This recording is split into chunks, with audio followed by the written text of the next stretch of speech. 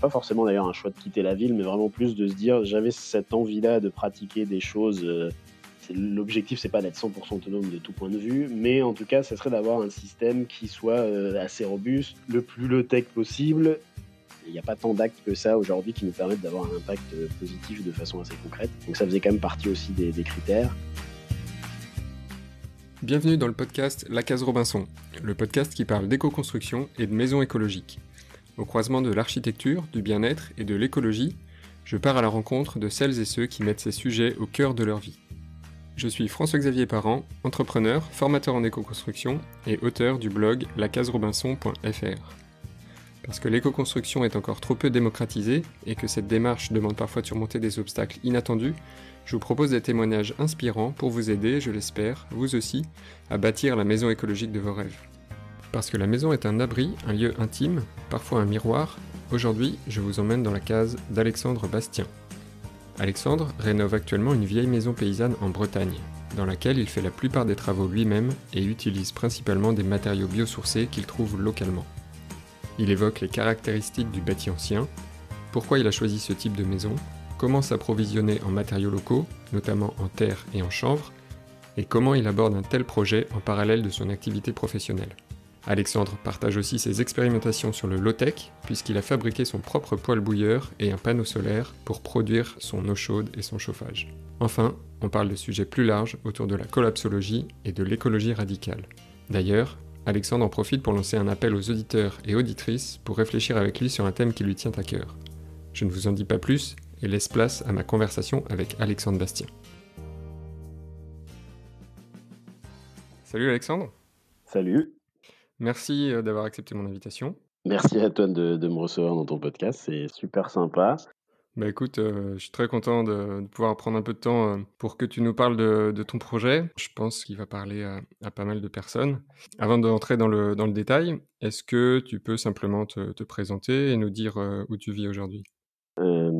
Je vis actuellement dans un petit village à côté de Redon depuis à peu près 2 ans. Donc entre Nantes et Rennes. Professionnellement, je travaille dans l'environnement, sur des projets d'aménagement et voilà, si je devais me décrire peut-être un peu plus, «philosophiquement» entre guillemets, je dirais que je suis sensible à l'idée d'une écologie radicale, c'est-à-dire d'une façon de vivre, qui soit sans logique de domination, qu'elle soit, entre les humains ou sur la nature. Ça peut paraître un peu philosophique, mais c'est quand même un principe qui m'a conduit quand même à la fois dans mon choix de vie actuel et puis aussi dans le choix que j'ai fait pour mon projet de rénovation. Ok, ben on va pouvoir développer un peu tout ça.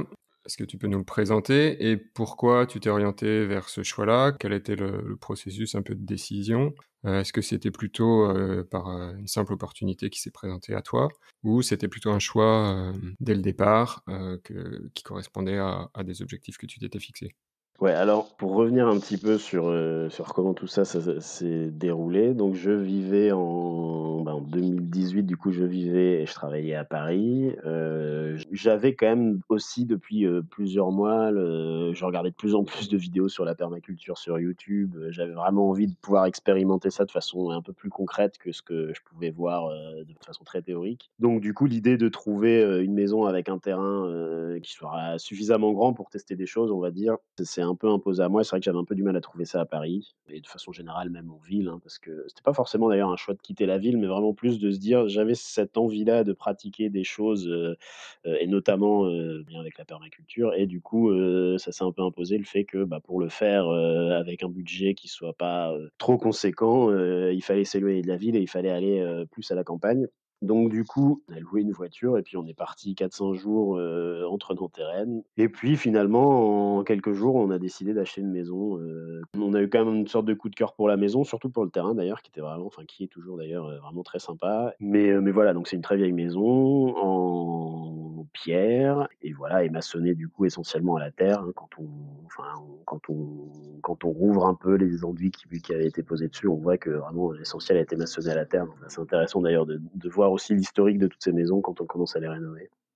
Si je comprends bien, c'est peut-être plus le terrain au départ qui a imposé le choix de la maison. Néanmoins, qu'est-ce que tu vois comme avantage ou comme plutôt sujet sensible qui serait lié au fait que ce soit, bah, du bâti ancien avec effectivement de la pierre, des joints en terre et cetera, peut-être des problématiques, d'humidité?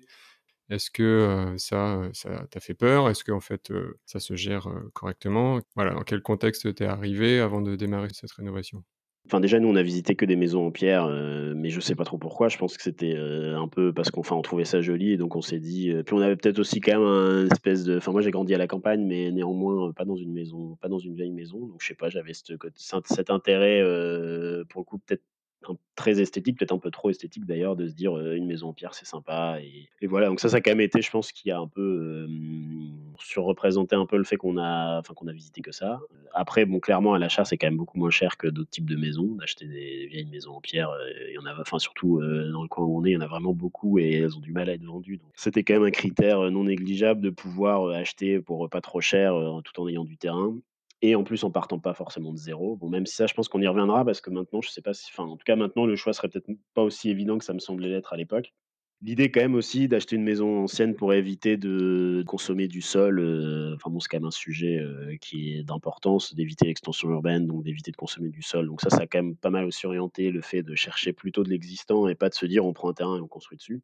Ce type de maison a quand même, un certain nombre de défauts. Tu évoques, le sujet de l'humidité. On peut aussi dire, le fait que ce soit quand même assez peu lumineux, ce genre de maison et que c'est pas si simple que ça de les rendre plus lumineuses, en tout cas, sauf à dépenser vraiment des montants, déjà en autoconstruction, bon, faut quand même être un peu outillé pour pouvoir, agrandir, de façon assez massive une fenêtre ou créer des baies vitrées donc du coup, voilà, c'est quand même un petit bémol et un petit détail aussi, peut-être qu'on y reviendra, mais le fait que rien soit droit, mine de rien, ça complexifie beaucoup, les travaux. C'est un truc que j'avais pas du tout pensé initialement et en fait, tu te rends compte que tout ce que tu veux faire, puisque rien n'est droit, tu te retrouves à y passer beaucoup, beaucoup plus de temps que si, tout était droit. Donc pour ça, c'est vrai que, bon, le neuf, ça doit quand même, te faire gagner pas mal du de temps, pour ce petit sujet-là. Sur l'humidité, bah, c'est vrai que c'est pas forcément quelque chose qu'on avait en tête en visitant. Donc en visitant, la maison, elle avait été assez peu aménagée, hein. Elle datait encore des années, je pense 50, donc il y avait pas de placo, il y avait pas de salle de bain, il y avait pas c'était vraiment un truc, très, vraiment maison paysanne comme on peut en voir un peu, je sais pas, dans certains musées ou voilà, c'était vraiment, très, très, très minimaliste, qui fait qu'il y avait pas de souci particulier d'humidité quand on a visité. Enfin, je sais pas si c'est ça qui fait que, mais je pense quand même beaucoup. Donc on n'a pas forcément senti en visitant que la question de l'humidité allait être un gros sujet. C'est vraiment en commençant à se documenter sur, comment on rénove une vieille maison en pierre, quel est le comportement d'une maison de ce type, qu'on s'est rendu compte qu'en fait l'humidité c'était super important et puis qu'on s'est aussi mis à voir cette humidité qu'on voyait pas forcément parce que, bah, quand tes parois peuvent respirer globalement, c'est pas si visible que ça.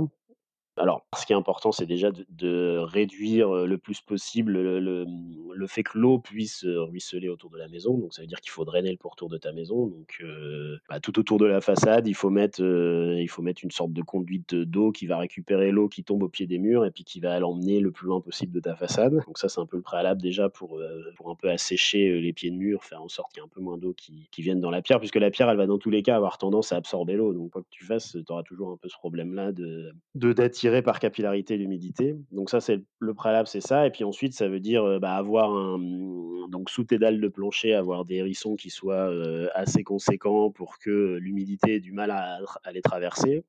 Nous, on a mis en tout cas sur la partie habitable de la maison, parce qu'au rez-de-chaussée, on a une partie, qui est plus, atelier et puis une partie habitable. Sous la partie habitable, on a mis, un produit qui s'appelle Misapor, qui est une espèce c'est fait avec du verre recyclé, donc c'est un produit allemand. Du verre cellulaire, ouais. Ouais, c'est ça, voilà, du verre cellulaire, ouais. Et du coup, c'est vrai que ça, c'est quand même ça a l'air assez efficace, par rapport à un hérisson classique où on va mettre du gravier. Ça on sent quand même que ça a l'air beaucoup plus poreux et donc je pense qu'effectivement, ça empêche quand même, plus l'humidité de remonter qu'avec un hérisson classique et ça a aussi c'est aussi isolant, donc ça permet aussi, en tout cas dans la théorie, c'est vrai que pour le moment, on n'a pas encore pu expérimenter puisqu'on n'y habite pas, mais dans la théorie, c'est censé isoler aussi un peu ton sol.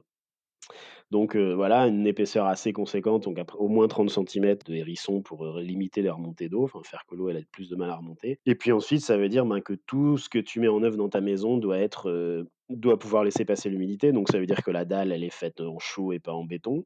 Ça veut dire que tes revêtements de murs, ils doivent être poreux, donc pas de béton sur les murs, ni en extérieur, ni en intérieur. Puis voilà quoi, du coup, c'est vraiment une manière de enfin, c'est vrai qu'en plus, enfin, surtout, on fait à peu près le même métier, mais c'est vrai que dans nos métiers, on a enfin et puis dans les récentes évolutions du bâtiment, on est plutôt sur des logiques de se dire: «Il faut être le plus étanche possible à l'air».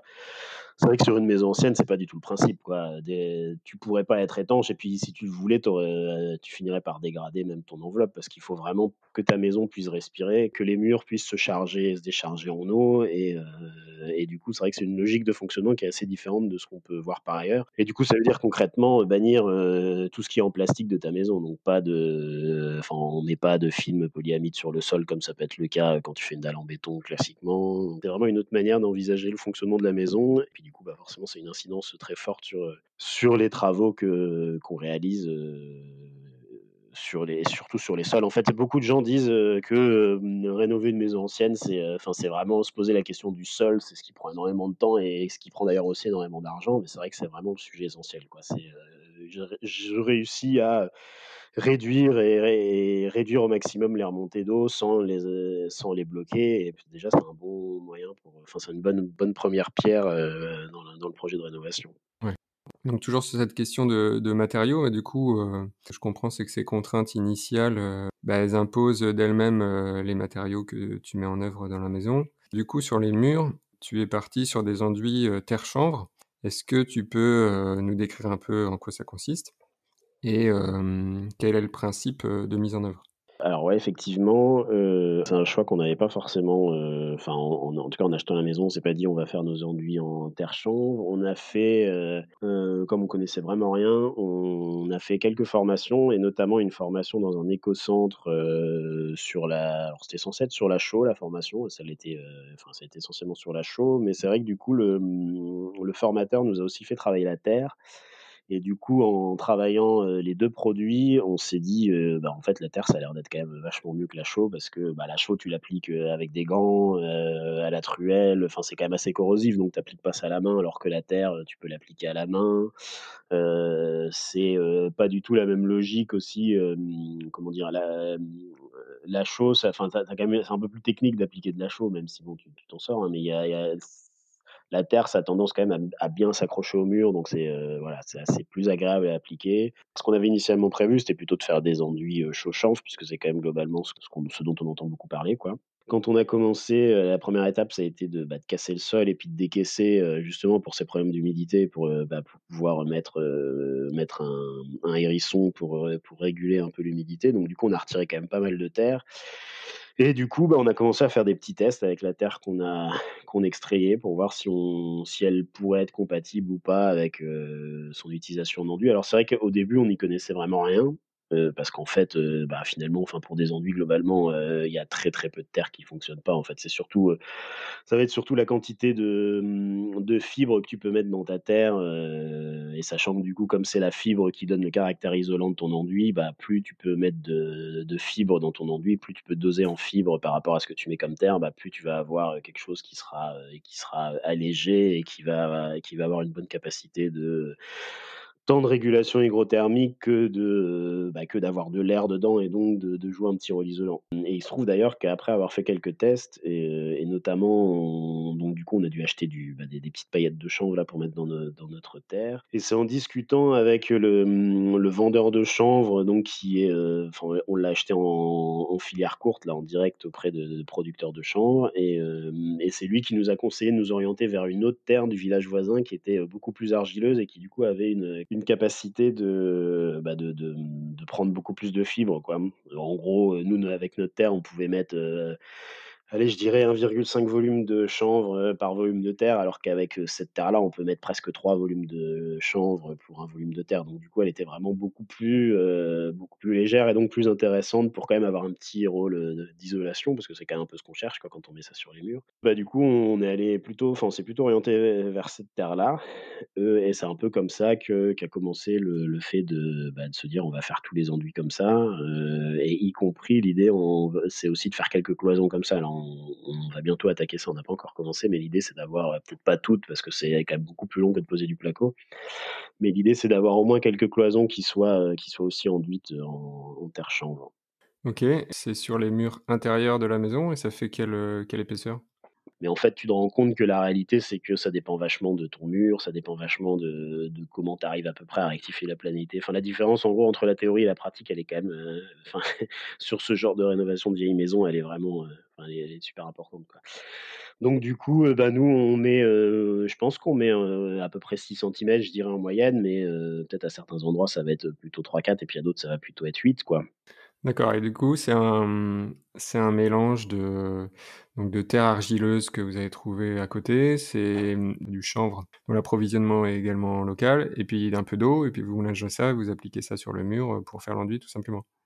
Ouais, c'est ça. En gros, bah, la manière de procéder en fait, c'est le problème, ce qui est souvent enfin, ce qui est un des trucs les plus longs, c'est que tu dois quand même tamiser ta terre. Le principe, si tu veux faire ça, chez toi, c'est, tu retires donc la partie organique de ton sol. Donc tu retires en gros, bah, ça dépend de ton sol, mais entre 20 et 30 centimètres, jusqu'à ce que tu vois que ta terre change de couleur. Tu récupères ça. Alors soit tu as de la chance, tu arrives à avoir, soit tu fais ça l'été ou tu as de la chance, ta terre est assez sèche et du coup tu la tamises, sèche. Donc en gros pour tamiser, ce que à peu près tout le monde utilise, c'est des sommiers, les vieux sommiers là en un peu en acier là qui sont faits avec des espèces de petits grillages et donc beaucoup de gens utilisent ça, c'est vraiment le truc, qui est utilisé par tous ceux qui font de la terre. Donc tu utilises ça, donc soit tu peux la tamiser sèche, soit et nous c'est notre cas, tu la fais tremper. Alors nous on a acheté des grands abreuvoirs là où bon tu pourrais mettre ça dans une baignoire ou dans n'importe quoi, quoi. Tu la fais tremper, comme ça l'argile se gonfle bien. Tu casses les mottes avec une sorte de gros mixeur là qui vendent dans les magasins de bricolage, ça te fait une sorte de grosse soupe, enfin une soupe assez épaisse. Tu passes ça sur ton sommier, du coup ça te retire tous les petits cailloux que tu as et puis après, bah, après, soit tu fais ton mélange, toujours dans une grosse bassine, soit si tu veux un peu mieux contrôler ta quantité de fibres, donc tu peux mettre du chanvre, mais tu peux mettre aussi de la paille, hein. Il y a beaucoup qui mettent de la paille hachée d'ailleurs, nous c'est vrai qu'on est parti sur du chanvre parce qu'il y en avait à côté et puis que mettre de la paille, ça veut dire, bah, déjà en trouver, ça veut dire avoir un outil pour la faire en petits morceaux, il faut éviter quand même qu'il y ait des grains et tout. Enfin bon, voilà, c'est mieux quand tu un c'est pas forcément aussi simple que ça, donc du coup, nous on s'est orientés vers du chanvre, mais ça peut marcher aussi bien avec de la paille et donc après, bah, là, tu fais tes tests pour savoir combien tu vas pouvoir charger ta terre en fibres et donc là, bah, nous, ce qu'on fait, c'est qu'on le fait à la bétonnière, mais en gros, tu vas mettre nous, par exemple, avec cette terre, on va mettre à peu près, 2,5 volumes de paillettes de chanvre pour un volume de terre, donc tu mets ça dans ta bétonnière et puis du coup ça te fait un mélange qu'ensuite tu appliques, que tu peux appliquer assez facilement à la main. Mais c'est pas obligatoire, mais c'est vrai que pour ceux qui débutent dans ça, ça peut être aussi assez rassurant de se dire que, tu l'appliques à la main. Du coup, c'est quand même plus simple aussi de bien faire le vide d'air, derrière l'enduit, en appuyant avec ses doigts, quoi. C'est quand même plus simple que de faire ça avec une truelle ou un platoir. Après, ça se lisse comme n'importe quel enduit, quoi. Et puis, par contre, c'est très, très long à sécher et tu peux te retrouver aussi à avoir des petits désordres, quand ça sèche trop lentement. Tu peux avoir des petits champignons qui poussent sur la surface de ton enduit. Si ça arrive, il y a des petites possibilités de rectifier un peu, alors tu trouves tout ça sur internet, mais avec de l'eau oxygénée, par exemple, ça te permet de détruire un peu les champignons. Mais, ça peut être un peu contraignant si tu te trouves dans une saison où c'est très humide, parce que ça peut mettre vraiment longtemps à sécher. Donc voilà, il y en a qui conseillent d'acheter des déshumidificateurs d'air d'ailleurs pour essayer d'accélérer un peu le séchage, mais ça peut prendre vraiment, 3-4 mois à sécher, donc c'est quand même quelque chose qui s'anticipe un peu, mais voilà, mais sinon c'est vrai que c'est assez simple à faire et c'est assez simple à mettre en œuvre, dès lors que tu l'as fait une fois, bon bah voilà, c'est pas très complexe, quoi. Ouais, donc la matière première, brute, elle est assez basique. Par contre, il y a effectivement, quand même un bon travail de préparation de cette matière et que ce soit pour la terre et pour le chanvre, est-ce qu'il faut le traiter, par exemple, je sais pas, par rapport à cette problématique des champignons ou, d'autres développements bactériens, ou est-ce qu'elle est, juste, séchée, pailletée, et mélangée au complexe, de l'enduit? Non, a priori, il y a pas besoin de mettre de traitement, le truc des champignons là, c'est vraiment si ça met du temps à sécher. Après c'est assez, enfin nous on en a eu dans tous ceux qu'on a fait jusqu'alors, on a eu des petits développements de champignons. En règle générale, ça reste vraiment en surface et puis tu les brosses et une fois que c'est sec, ça bouge plus, quoi. Mais non, normalement, c'est ça qui est assez, fou d'ailleurs, hein, c'est qu'il y a vraiment pas grand chose à faire et je sais que nous, on avait fait une formation où on faisait, des enduits, terre-paille cette fois-ci et ouais, c'est vraiment la paille qui vient du champ et tu la coupes en petits morceaux et puis tu la mets dans ton enduit, quoi. Donc ouais, non, théoriquement, c'est assez inerte, quoi. Il y a rien qui est censé, se développer. Mais alors après, tu peux peut-être avoir un petit risque s'il reste, une graine ou 2 si tu fais ça de façon un peu enfin très artisanale, quoi. Mais, quand tu poses cette question à des formateurs sur le sujet, ils disent qu'au pire, tu vas avoir un petit peu de dé enfin, un petit développement enfin, éventuellement un petit grain qui va germer, mais normalement, au bout d'un moment, il aura plus de enfin, tu peux le retirer et puis au bout d'un moment, il aura plus rien pour pousser, quoi. Donc il y a pas de souci particulier. Et c'est vrai que quand tu vois ce qu'ils faisaient, enfin, quand tu imagines comment ils pouvaient faire ça à l'époque où il y avait aucune machine, tu peux te douter qu'ils enfin, voilà, ils avaient pas de produits chimiques et pourtant ils étaient capables de faire ce type d'enduit et sans machine, sans rien. Donc, il y a pas de transformation, plus que ça, pour obtenir, ces enduits. OK, excellent. Je sais aussi que tu, autofabriques des panneaux solaires et un poêle, bouilleur. Bah, écoute, je suis curieux aussi de savoir, quel est l'objectif de ces systèmes-là? Quel en sera l'usage? Et puis comment ils fonctionnent simplement? Ouais, alors pour revenir un petit peu au préalable de tout ça et à pourquoi je me suis orienté vers ce type de système, bon, j'avais quand même c'est un des objectifs quand même, hein, de partir à la campagne, mais bon, je crois qu'on y reviendra là dans quelques temps, mais c'était aussi de tendre vers une forme d'autonomie, alors pas une autonomie, radicale, d'être, enfin voilà, d'être, sans réseau ni rien et enfin, cela dit, avant de visiter, je savais pas forcément, mais en tout cas, là, la maison, elle est déjà connectée au réseau, c'est dans un petit hameau, enfin, il y a pas vraiment d'intérêt et puis de toute façon, ce serait difficile même de la rendre autonome de tout point de vue parce que, c'est quand même plus pratique d'avoir un peu de place pour mettre une petite éolienne, pour pouvoir produire de l'électricité l'hiver si tu veux être 100 autonome. Donc voilà, l'objectif, c'est pas d'être 100 autonome de tout point de vue, mais en tout cas, ça serait d'avoir un système qui soit, assez robuste, le plus low-tech possible, le plus résilient possible aussi. C'est-à-dire que, bah, voilà, si, dans le futur, on a de plus en plus de coupures d'électricité, bah, aujourd'hui, mine de rien, il y a pas tant d'équipements de chauffage, que ça qui fonctionnent, sans électricité, que ce soit enfin bon, il y a des trucs, genre les pompes à chaleur, bon, c'est assez évident, mais même un poêle à peler, par exemple, si tu as plus d'électricité, enfin, voilà, c'est pas simple de le faire fonctionner. Donc du coup, il y avait ça d'un côté et puis de l'autre côté, il y avait le fait que je voulais, quand même pouvoir, pas forcément dépendre de l'industrie pour me chauffer et donc ça éliminait aussi les systèmes type poêle à peler qui sont quand même enfin les poêles bouilleurs à peler, il y en a pas mal qui existent. Donc je voulais pouvoir mettre des bûches dans mon poêle et finalement, donc mettre des bûches, avoir un système robuste et aussi du coup pouvoir, produire mon eau chaude avec ça parce que je voulais pas, bah, enfin voilà, si tu as ton poêle mais qu'à côté de ça tu produis ton eau chaude avec de l'électricité, bon tu pas forcément énormément gagné en autonomie, quoi. Donc tous ces critères cumulés, font que je me suis tourné vers le fait d'avoir un qu'on appelle les poêles bouilleurs, donc les poêles qui chauffent de l'eau et puis ensuite ton eau va dans un ballon et puis ensuite tu utilises, cette eau, bah, pour ton eau chaude et aussi pour ton chauffage et aujourd'hui, c'est pas tant développé que ça, les poêles bouilleurs. C'est assez cher et il se trouve que, bah, pas très loin de chez moi là, à côté de Lorient, il y a une petite entreprise qui s'appelle Ezeo qui propose plusieurs ateliers. Leur idée, c'est de tendre justement vers l'autonomie énergétique, donc ils proposent des modules sur la production d'électricité photovoltaïque, sur la production de chaleur et tu peux donc, auto-construire, ton poêle bouilleur et tes panneaux solaires. Ça dure une petite semaine, enfin une bonne semaine pour faire ton poêle. Je crois que c'est 4 jours pour les panneaux solaires et puis moi j'ai fait une troisième formation qui est, pendant 4 jours tu fais l'installation, alors dans les ateliers quoi, mais tu fais l'installation du système, donc tu apprends à, faire tous les raccords qu'il faut faire, enfin tu fais de la plomberie quoi en gros et enfin appliquer du coup au système que tu autoconstruit chez eux. Ça répondait bien à mes exigences, initiales, tout en me permettant de faire le truc en étant quand même encadré parce que clairement, enfin c'est pas possible de faire ça seul sans encadrement quoi. Et puis voilà et en complément du coup de ce système, j'ai installé un système de récupération de chaleur sur les eaux grises de ma douche et de mon lavabo. Donc pareil, là, c'est des systèmes qui sont assez robustes parce que enfin très low tech, c'est un tube de cuivre, enfin dans lequel ton eau usée passe et puis réchauffe, l'eau froide, qui entre quoi et donc du coup voilà, avec l'idée du coup d'essayer de réduire au maximum les besoins, comme un préalable et puis ensuite de les produire, de façon la plus simple possible quoi. OK, bah, super, bah, je mettrai les liens de toute façon des ressources que tu cites là pendant notre discussion, dans les notes de l'épisode. Simplement pour revenir sur le poêle bouilleur, qu'est-ce qui, rend, la circulation de l'eau chaude possible? Est-ce que c'est via, une montée en pression, liée à la température ou est-ce que du coup c'est un apport, avec une pompe, électrique? Effectivement, ouais. Ouais, non, bah, oui, bien sûr, c'est avec une pompe. Alors c'est vraiment des petites pompes. Ce qu'ils conseillent, eux, là, Eseo, là, quand tu fais la formation, c'est d'avoir, du coup, un petit onduleur qui te permet, de pouvoir quand même faire fonctionner les pompes, quand bah, si tu as une coupure de courant. Ou alors d'avoir un petit panneau photovoltaïque de secours pour ces moments-là. Mais oui, tu as quand même effectivement une petite pompe qui fait circuler l'eau. Alors le truc, c'est qu'elle fait circuler l'eau, c'est-à-dire que néanmoins, si tu as une coupure de courant, tu peux quand même te chauffer avec ton poêle, enfin comme un poêle de masse, quoi. Donc ça permet quand même Ouais, de d'accord. pas mourir de froid, enfin comme si tu avais une cheminée, quoi, en gros. Mais effectivement là, tu perds la possibilité d'avoir de l'eau chaude, et donc nous, dans notre cas, par exemple, on a fait des murs chauffants, pour les autres pièces, enfin pour les pièces qui sont pas dans là où il y a le poêle. Qu'est-ce que tu appelles mur chauffant? Et ben, on faisait c'est le même principe qu'un plancher chauffant, sauf que tu le mets sur les murs.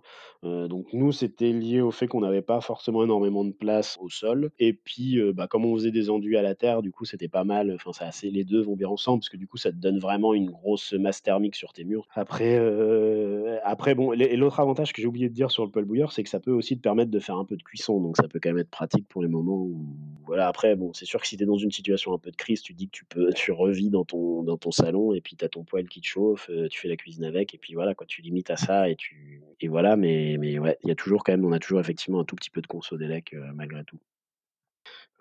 Après c'est vrai que le fait de le faire et de se dire que si tu as un souci, tu pourras, éventuellement le réparer, enfin en tout cas tu sais ce qu'il y a dedans, tu sais comment il marche, c'est quand même, enfin c'était vraiment ça moi qui me motivait, enfin c'est vraiment ce qui me motivait le plus quoi, donc c'est vrai que, bon voilà, en termes d'esthétique et tout ça, j'aurais peut-être préféré autre chose, mais c'est vrai que c'était vraiment un gros avantage de faire appel à ce genre d'expérience.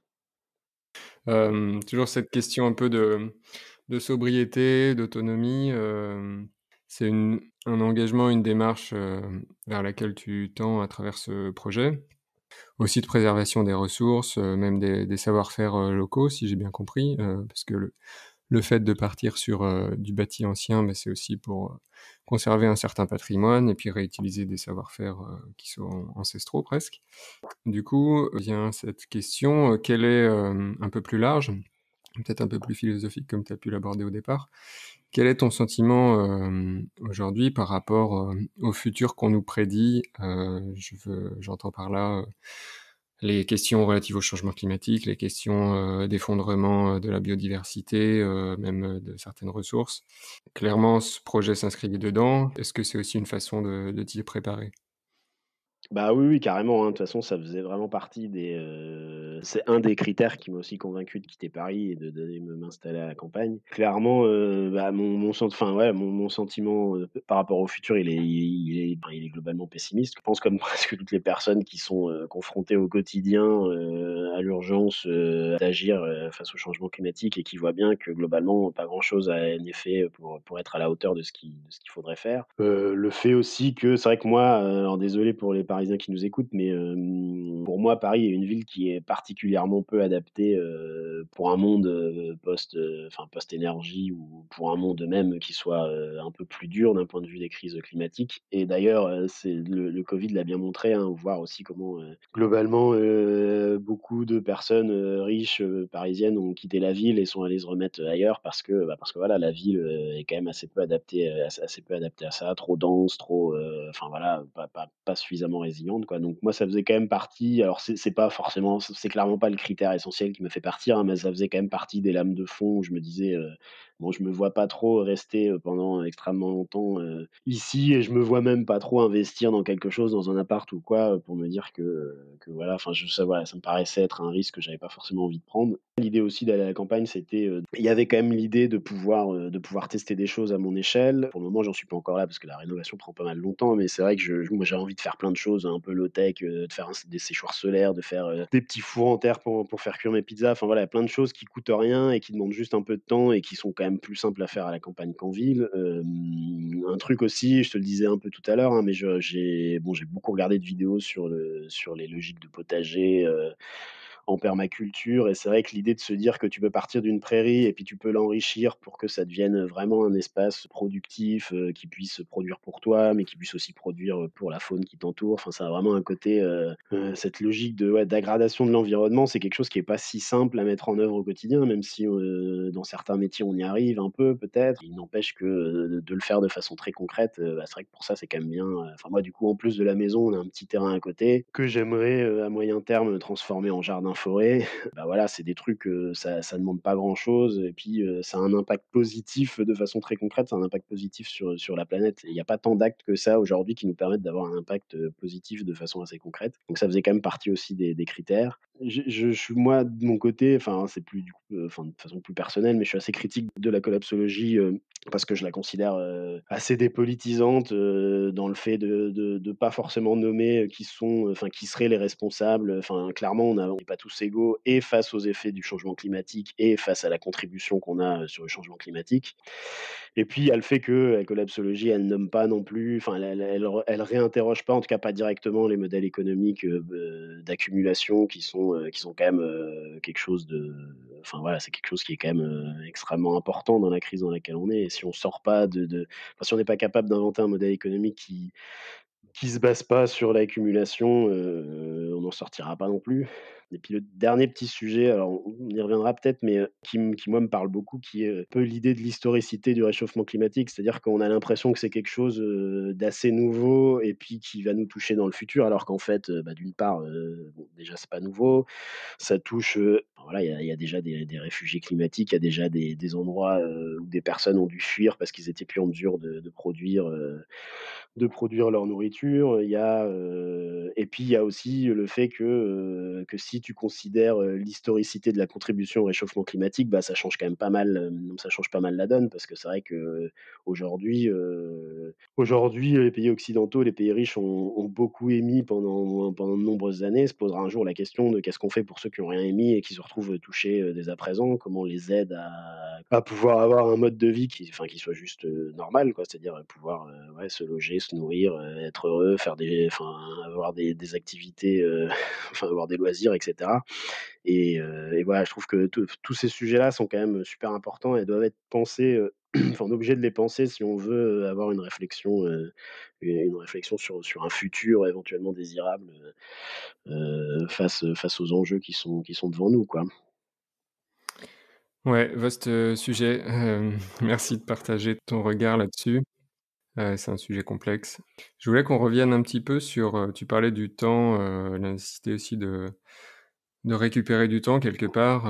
Je pense qu'en quittant la ville pour, un milieu un peu moins dense, c'est aussi cette notion-là qui entre en jeu.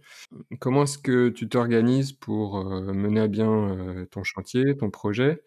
Et ensuite, j'aimerais aussi que si tu es d'accord, pour partager, certains chiffres, que tu nous parles, un peu de l'aspect financier. Donc, voilà, comment tu t'organises? Est-ce que tu es à plein temps sur ton chantier? Et quel budget représente, ton projet? Je suis pas à temps plein, je ouais, non, je travaille à côté, donc du coup, j'y vais, bah, essentiellement les week-ends pour le moment et puis, bah, il y a mes parents qui nous aident pas mal là et qui viennent du coup, de temps en temps, donc voilà, quand ils sont là, on se fait des semaines entières où on fait que ça, quoi. Ça demande énormément de temps, hein, puisque là, ça va faire, bientôt 2 ans qu'on fait ça. On fait pas tout l'aménagement d'un coup. Enfin, l'idée, c'est de faire une partie, d'emménager et puis après de finir. Mais voilà, je pense qu'on en a encore pour, je j'ose même plus annoncer de chiffre maintenant parce que je l'ai un peu fait avant, puis en fait, tu es toujours un peu déçu donc mais oui, non, ça prend énormément de temps. Alors ça prend du temps du fait que tu dois aussi tout apprendre, hein. C'est sûr que ceux qui ont un peu plus de compétences, bah, sûrement ça doit aider. Moi, quand même, au début, j'ai fait quelques formations. J'en ai fait, je te disais, je crois que je l'ai déjà dit tout à l'heure, mais j'en ai fait une dans un écocentre, j'en ai fait plusieurs avec une association qui s'appelle Thiès-Braise et qui, alors qu'en gros, c'est de ce que j'ai compris, c'est l'équivalent de Maison paysanne de France, mais, pour la version, Bretagne et du coup, ils font des petites formations donc j'ai fait, une formation sur les enduits à la terre justement et puis, une autre formation sur la pose de tomates. Enfin, c'est vrai que ce genre de truc, c'est vraiment pas mal parce que ça te permet, bah, d'une part, alors je sais pas s'ils font tout ça, mais eux, il y a toujours la première matinée où tu as un peu de théorie, donc c'est vrai que ça te donne, voilà, ça t'aide aussi à comprendre un peu comment fonctionne ta maison. Donc ça, je le conseille pour tout le monde, c'est ouais, au début, de prendre un peu de temps pour faire quelques formations, voilà, tu apprends un peu de choses, des formations si possible où tu pratiques, hein, parce que sinon c'est vrai que si c'est que théorique, bon, tu peux un peu trouver sur internet, mais puis tu peux aussi du coup poser des questions, aux formateurs, donc voilà, ça donne un accès, c'est quand même assez intéressant. Pas négliger non plus ce que tu peux avoir localement. C'est vrai que moi, au final, bah, j'en parlais tout à l'heure, mais le mec qui m'a vendu le chanvre, il m'a aussi donné des conseils, sur des applications d'enduit-terre. Il m'a donné, bah, le plan de où trouver, localement de la terre, qui fonctionne bien. J'ai, les maçons qui sont intervenus pour changer les linteaux, bah, pareil, ils travaillent en paille, en terre, donc enfin voilà, ils peuvent te donner aussi des conseils. Enfin, c'est important aussi de voir qui localement peut avoir un peu plus de compétences que toi. Et de façon plus générale, je conseillerais à des gens qui veulent se lancer là-dedans, en n'étant pas particulièrement, très bricoleur, ce qui est clairement mon cas, enfin ce qu'il était encore plus et ce qu'il est encore maintenant. Enfin voilà, c'est quand même bien d'essayer d'avoir ces ressources-là qui pourront dépanner. C'est bien aussi d'être sûr déjà que tu es motivé et que tu es motivé pour un long moment parce que ça peut durer longtemps. Et puis après, idéalement, alors je sais que enfin moi j'ai eu cette chance de pouvoir me permettre de pas emprunter pour faire ce projet. Et du coup, bah, ça fait que là, j'ai loué un petit appart à côté du chantier, mais j'ai pas de pression de me dire: «Je vais absolument finir à telle date» ou je vis pas dans une caravane avec, à me laver à l'eau froide depuis 2 ans, quoi. Et ça, je pense que si, pour des personnes qui veulent faire ça, tout en conservant une activité professionnelle à côté, enfin, c'est vraiment important, quoi, parce que sinon je pense que tu pètes un peu un câble, quoi. Moi, il y a un moment où genre là, quand on a eu fini de faire, l'isolation, on a la maison et il y a énormément de toiture sur la maison. C'est enfin, voilà, une vieille maison avec assez peu enfin, avec une grande pente de toiture, donc on avait une quantité, conséquente de combles à isoler. Et c'est vrai qu'au bout d'un moment, à force de mettre le chanvre dans les rampants, j'en pouvais plus. Mais c'est vrai que quand tu te dis: «Bon, bah, voilà, j'ai fini, je passe à autre chose, je repasse à faire des enduits» ou je fais, voilà, ça aide aussi pas mal. Donc c'est vrai que c'est pas mal d'essayer de faire en sorte d'avoir un planning qui te permet de changer un peu d'activité pour pas se lasser. Et puis, enfin voilà, penser un peu à sa santé mentale du truc, quoi. Pas sous-estimer non plus le fait que voilà, c'est un gros boulot qui peut avoir des conséquences, y compris sur ton mental. Et c'est important d'avoir ça en tête avant de démarrer parce que c'est pas forcément un truc auquel, on pense trop. C'est vrai que la dimension technique, souvent prime sur la dimension, plus, psychologique, mais c'est important quand même de l'avoir en tête. Voilà, après sur l'argent, c'est difficile à dire parce que déjà on n'a pas fini. Si je devais me risquer quand même à donner un prix, en tout cas pour la mienne, je pense qu'on devrait être autour de peut-être, ouais, 1 200 € du mètre carré pour tout, quoi. Alors sachant qu'on a gardé la charpente, on a juste refait faire la couverture, donc je pense que si on avait eu la charpente en plus, ça aurait été forcément, un peu plus. Ça intègre le prix du terrain? Ouais, mais qu'on a vraiment pas payé cher, quoi. D'accord. Et du coup, ouais, en faisant quand même, ouais, en faisant presque tout, en ayant bah, le mine de rien, le fait de faire ses panneaux et son poêle, ça te fait aussi quand même des petites économies par rapport à ce que j'avais vu en le faisant faire. Là, pour le coup, sur ce poste-là, tu divises quand même presque par 2, quoi. Donc Ouais. et c'est un gros poste, hein, la plomberie, c'est quand même, c'est pas rien.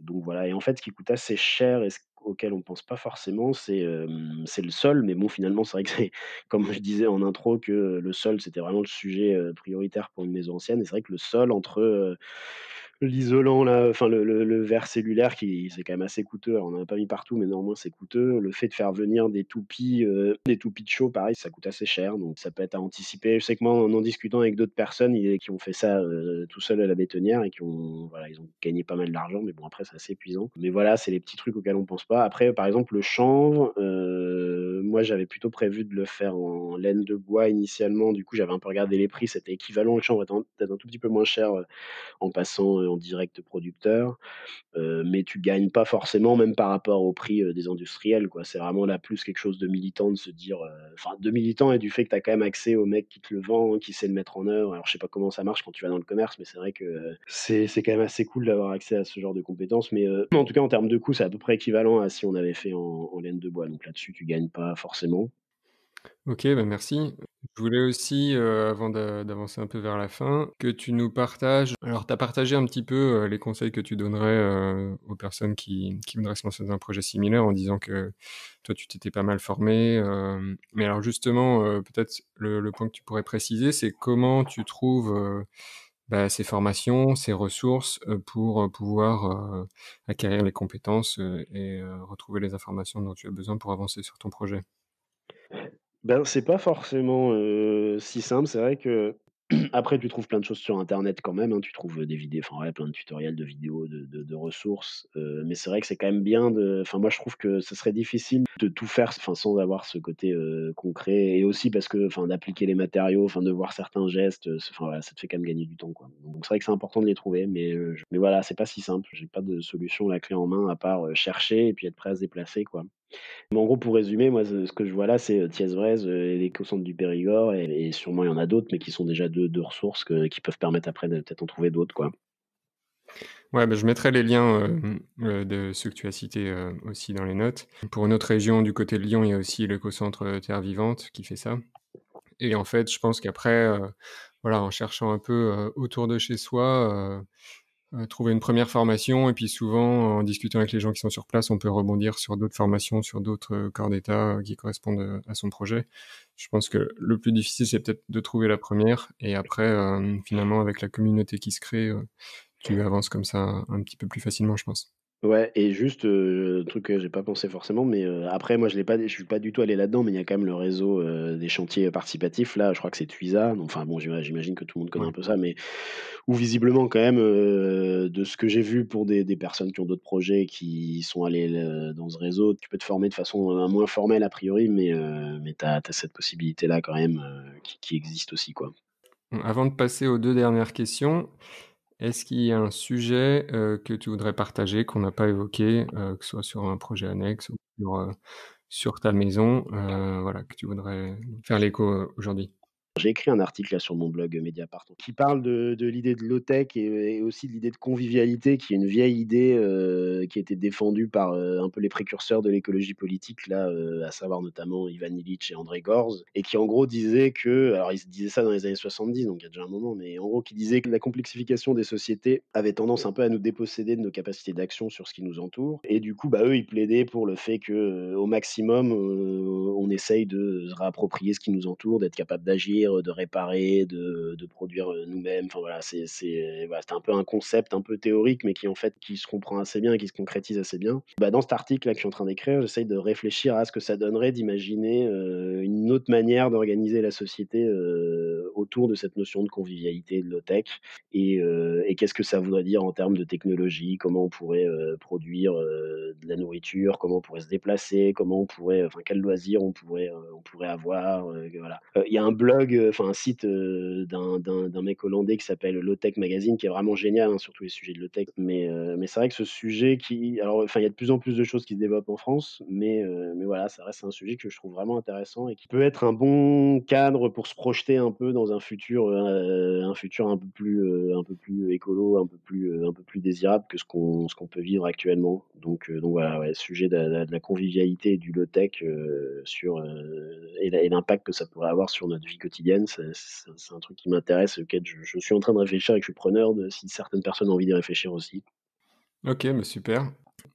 À la fin de l'interview, je pose 2 questions aux invités et la première, c'est: est-ce qu'il y a un livre ou des livres que tu recommandes souvent et que tu voudrais partager ici? Alors, j'avoue, j'avais un peu préparé ça, mais je vais te donner, enfin, ouais, il y avait 2 romans là que j'ai lus récemment et qui alors ça va faire pas mal le lien avec ce que je viens de raconter, hein, mais je trouve que c'est vrai qu'on a un peu du mal à enfin, c'est pas si simple de se projeter sur ce que ça pourrait être un futur un peu plus, désirable et un peu plus durable que ce qu'on vit actuellement et du coup, j'ai lu 2 trucs récemment qui étaient vraiment pas mal. Un bouquin qui s'appelle Ecotopia de Ernest Callenbach, qui est un Américain. C'était écrit en 75, donc c'est assez vieux, mais ça a été réédité là, il y a pas très longtemps.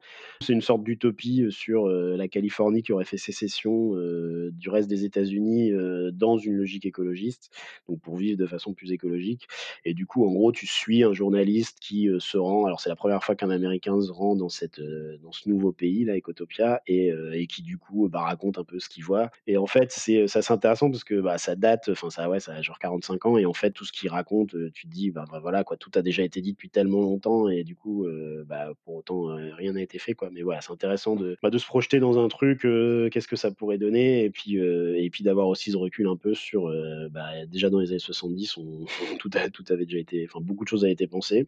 Et un autre bouquin, alors qui est un peu la version actualisée, qui a été, publié je pense il y a 2-3 ans et qui s'appelle «Bâtir aussi», des ateliers de l'Antémonde. Donc c'est un truc, qui a été écrit de façon collaborative et qui est pas signé, enfin en tout cas signé par ce collectif-là, Ateliers de l'Antémonde. Et en gros, ça serait un peu une version actualisée d'Ecotopia. Alors c'est un peu différent dans le sens où Ecotopia, c'est vraiment un roman où tu suis, tu suis journaliste, alors que là, c'est plutôt plein de petites histoires, plein de petites nouvelles.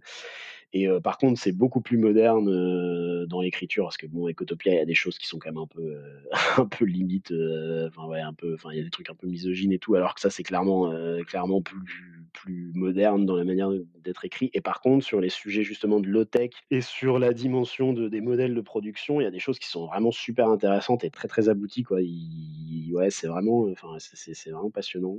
Puis peut-être pour parler d'un essai, aussi là que j'ai bien aimé, qui s'appelle Homo domesticus, une histoire profonde des premiers états de James C. Scott, qui est un Américain et qui en gros, propose une sorte de contre-histoire des premiers temps de l'humanité. Alors c'est vachement intéressant, c'est très critique et ça te enfin voilà, en lisant ça, tu te dis enfin il y a plein de choses que tu as appris et que tu vois sous un nouveau regard. Donc enfin moi j'aime bien ce genre de bouquin qui te voilà, qui te fait, revoir un peu des choses que tu semblais acquises.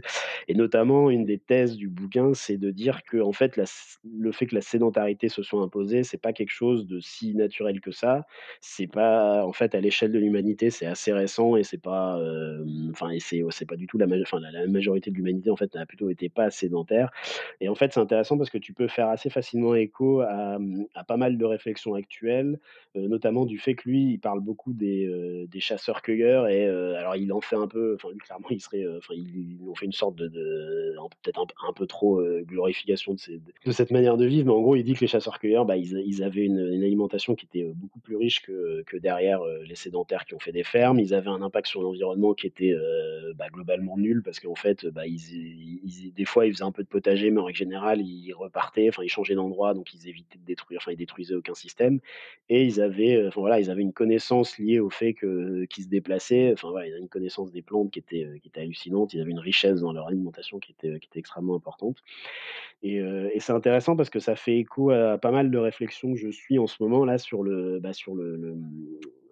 les jardins forêts, toutes ces nouveaux trucs alors qu'ils sont, je commence seulement à m'y intéresser. Mais c'est vrai que l'idée de se dire que le fait de produire par du potager, c'est pas quelque chose de si naturel que ça et que, produire, plus, à travers des systèmes, alors plus par des armes, en gros, plus en levant la tête qu'en la baissant, c'est quelque chose qui est pas du tout présent, dans nos sociétés, alors qu'en fait, c'est quelque chose qui se fait par ailleurs, partout ailleurs et qui est enfin, en tout cas, qui s'est fait ou qui se fait encore.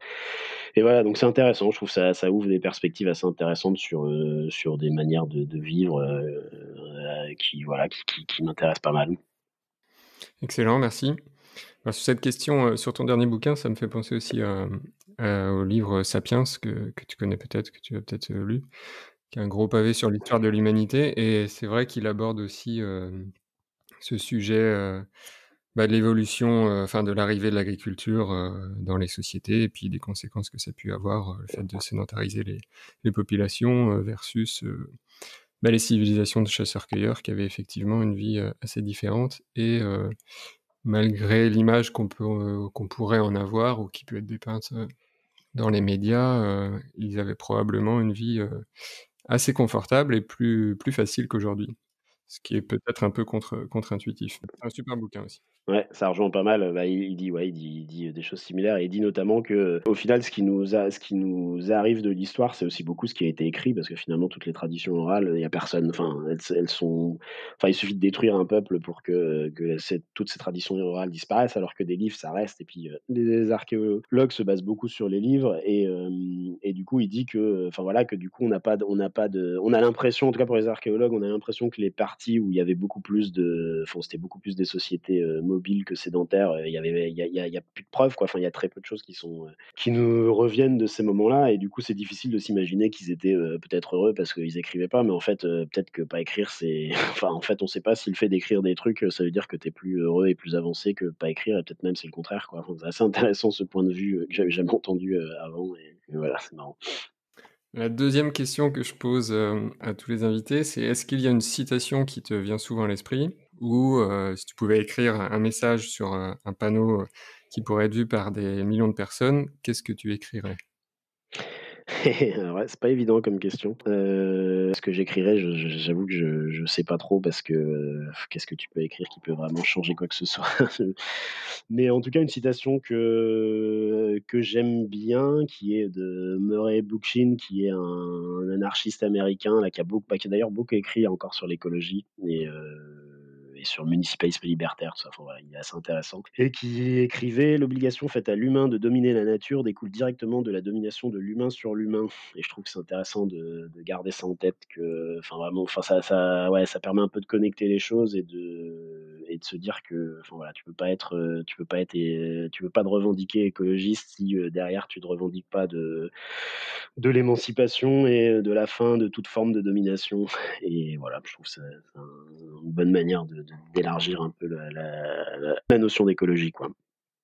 On va finir là-dessus. Où est-ce qu'on peut envoyer les gens qui voudraient te contacter ou suivre, ce que tu fais? Alors pour le moment, je commence à écrire des choses sur mon blog Mediapart et du coup, mon identifiant sur Mediapart, c'est Abastien, donc quoi, Abastien et voilà, donc j'ai le projet quand même d'essayer d'un peu plus le nourrir parce que pour le moment, il y a juste cet article-là dont j'ai parlé un peu plus tôt, mais voilà et bon, du coup, dessus, bah, il y a possibilité de m'envoyer des messages, et cetera, donc c'est une bonne porte d'entrée, je pense. Parfait, bah, je mettrai les liens aussi dans les notes. Merci Alexandre d'avoir, bah, partagé ton projet déjà, puis ton regard un peu plus élargi sur le monde qui nous entoure et ton expérience. Bah, merci à toi, c'était super chouette et puis, bah, ouais, bonne continuation pour ce beau projet. J'espère que, voilà, que tu auras l'occasion de faire plein d'autres épisodes et puis d'ouvrir à plein d'autres personnes qui ont ce type de projet dont on a tant besoin, dont on a tant besoin aujourd'hui, je pense. Merci à Alexandre et merci à vous d'avoir écouté cet épisode jusqu'au bout. Vous pouvez retrouver toutes les ressources dans les notes de l'épisode ainsi que des compléments pour approfondir ces sujets sur le blog du podcast à l'adresse lacaserobinson.fr. Si le contenu vous a plu, partagez l'épisode autour de vous et mettez un avis 5 étoiles si possible sur votre plateforme d'écoute. C'est la meilleure façon de m'aider pour faire connaître le podcast et trouver de nouveaux invités. Je vous dis à très bientôt pour un nouvel épisode du podcast La Case Robinson.